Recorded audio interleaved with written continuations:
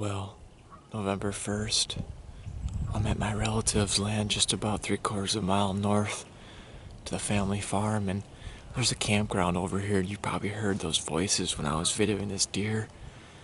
And they have like this little pond with a walking trail, and there's always all kinds of stupid commotion. I think it's really screwing up the deer movement down here in this. This would be the most ideal spot to sit, but I think it's pushing these deer out actually closer to the field. I grunted that buck in all the way from over there by them pine trees. He must have crossed the river. All those pines are the neighbors. It's like a 120-acre property where there's no hunting, and there's big bucks all over the place over there. That deer must have crossed the river and came right into the scrape right here. And as soon as he started hearing some voices and clanging and banging over there, he really started to get nervous, and that's just a dumb little 1.5-year-old buck.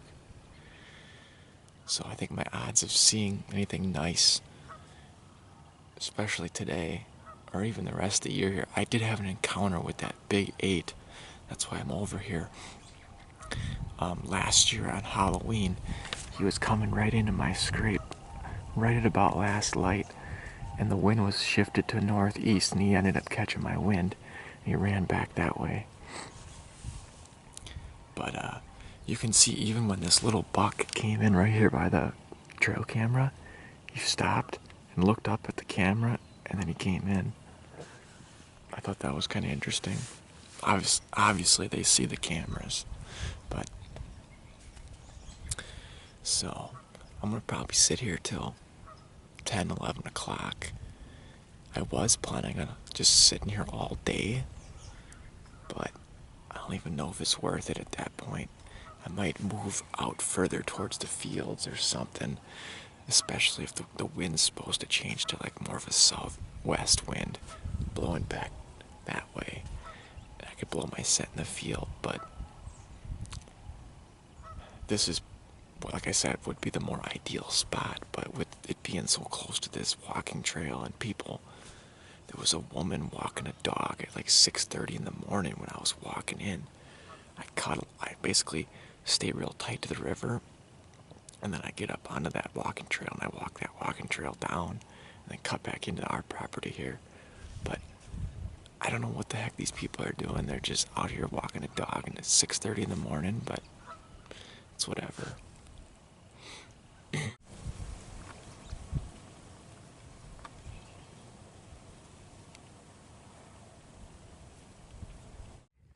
Well, it's the evening of November 1st. This morning I hunted in my permanent stand, probably 150 yards, maybe 200 yards the most, that direction.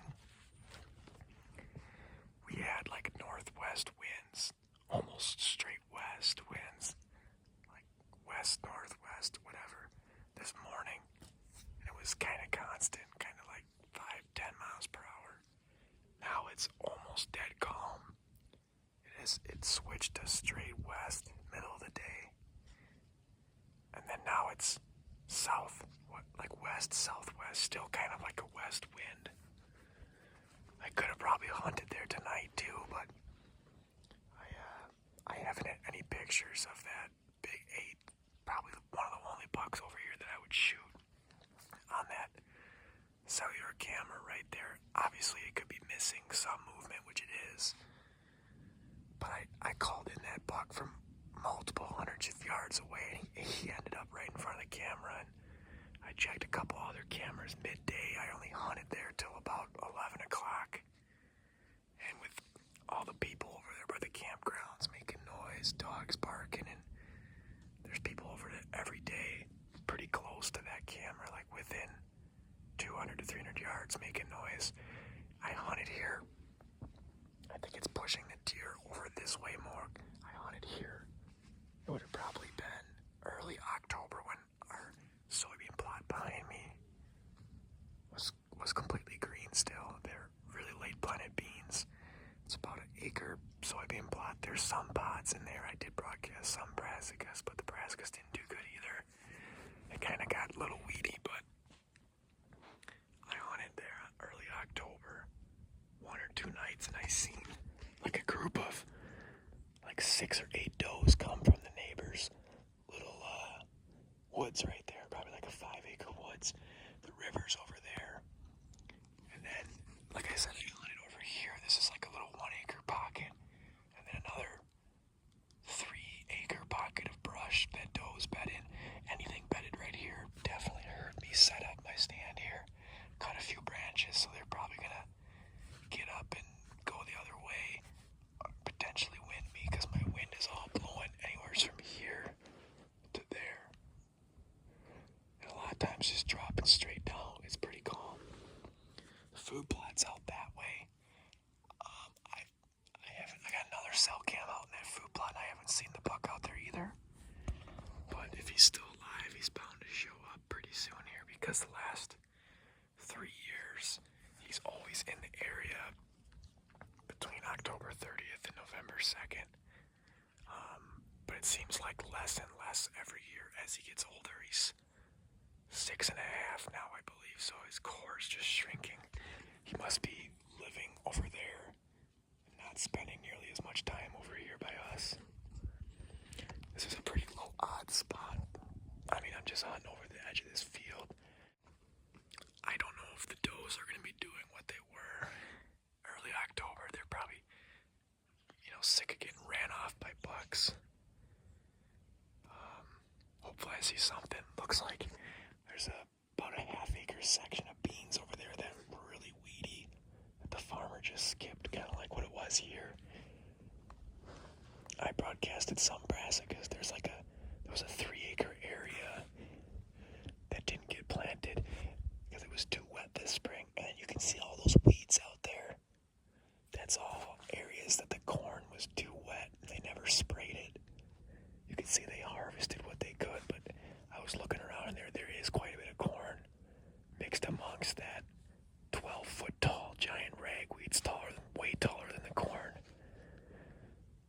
So hopefully they leave all that up and don't chisel plow everything, and there'll be some bonus food around here this year. So we'll see what comes out. Don't think I'm gonna see much tonight, but you never know. It is the rut.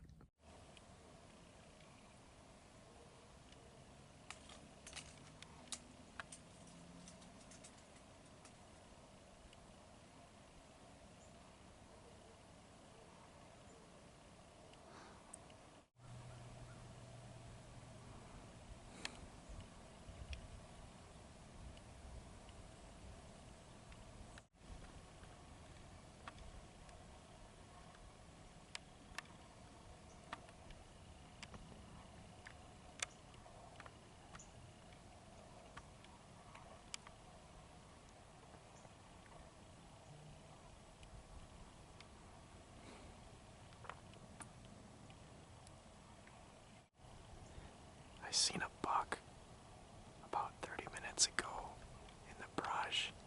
I couldn't get any footage of him, but it didn't look that big. I tried grunting once or twice. Nothing ever got downwind of me as I know of yet.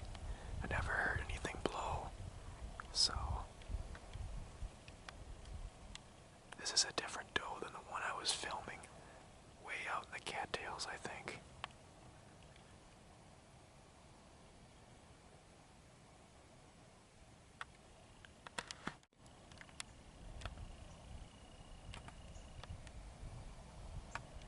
Well, that would explain why she ran across the field so fast. She must have been bumped by this little buck.